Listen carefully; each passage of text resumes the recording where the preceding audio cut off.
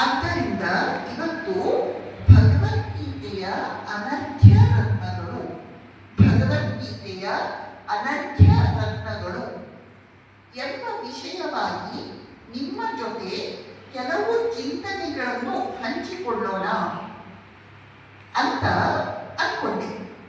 ಕೊನೆಯಲ್ಲಿ ನಿಮಗೆ ಹೇಗೆ ಅನಿಸುತ್ತೆ ಅಂತ ಹೇಳಿ.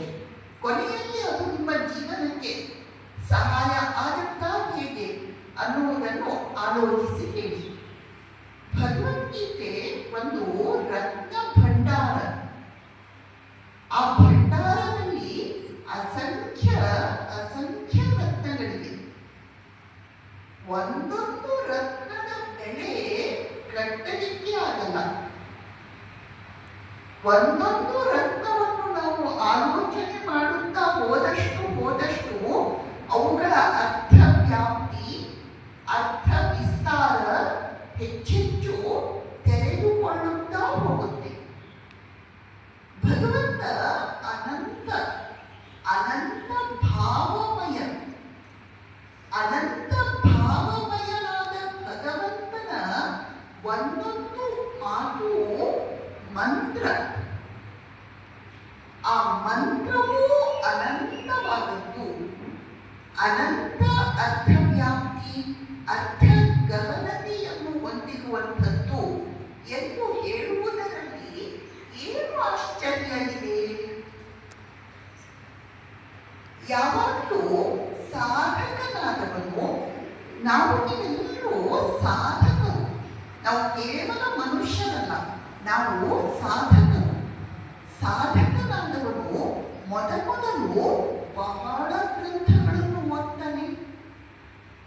ಬರ್ತಾ ಅವನಿಗೆ ಅನ್ನಿಸುತ್ತೆ ಇಷ್ಟೆಲ್ಲ ಗ್ರಂಥಗಳು ಬೇಡ, ಒಂದು ಗ್ರಂಥ ಸಾಕು. ಆಮೇಲೆ ಅವನು ಒಂದು ಗ್ರಂಥವನ್ನೇ ಮತ್ತೆ ಓದ್ತಾನೆ, ಆಲೋಚನೆ ಮಾಡ್ತಾನೆ, ಚಿಂತನೆ ಮಾಡ್ತಾನೆ. ಅಸಲವನ್ನ ಕ್ಯೋ ಛೋಡದಿಯಾ? ಸುಳ್ಳು, ಅಸತ್ಯ, ಮಾಯೆ ಆದಂತಹ ಜಗತ್ತಿನಲ್ಲಿ ನಿನ್ನನ್ನು ನೀನು ಮಾಡಿಕೊಂಡು ನಿನ್ನ ನಿಜವಾದ ಸಂಬಂಧವನ್ನು ಯಾಕೆ ಮರೆತು ಬಿಟ್ಟಿದ್ದೀಯಾ?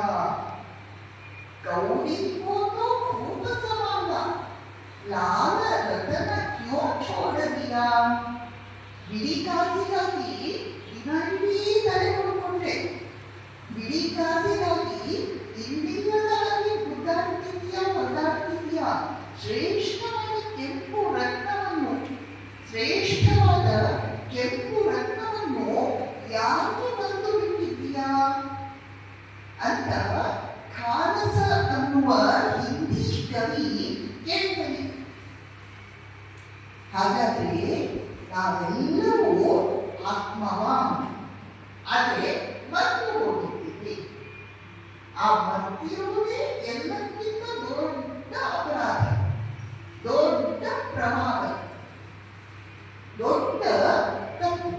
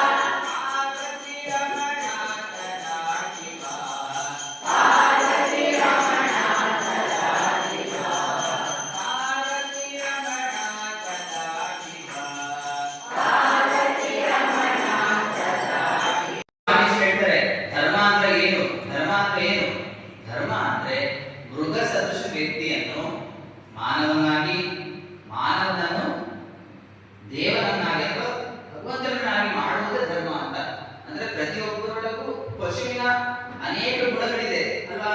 ನಾವು ಎಷ್ಟೋ ಟೈಮ್ ಮನೆಯಲ್ಲಿ ಹಸಾಡ್ತಿರ್ತೀವಿ, ಇನ್ನೊಂದ್ರ ಬಗ್ಗೆ ಬೈತಾ ಇರ್ತೀವಿ, ಏನು ಕೆಟ್ಟ ಶಬ್ದಗಳನ್ನ ಅಂತ ಇರ್ತೀವಿ, ಈ ತರ ಪಶುಗಳಿಂದ ಕಡೆ ವರ್ತನೆ ಮಾಡ್ತಾ ಇರ್ತೀವಿ. ಆಗ ನಮ್ಗೆ ಸಹಜವಾಗಿ ಪಶು ಪ್ರವೃತ್ತಿ ಇದೆ. ಅದನ್ನ ನಾವು ಮನುಷ್ಯರಿಗೆ ತಿಳಿಸ್ಕೊಂಡು ಅದನ್ನ ನಾವು ದೈವಕ್ಕೆ ತಿಳಿಸ್ಕೊಂಡ್ರೆ, ದೈವಕ್ಕೆ ನಮ್ಮಲ್ಲಿ ಹುಟ್ಟುವುದು ಹೇಗೆ?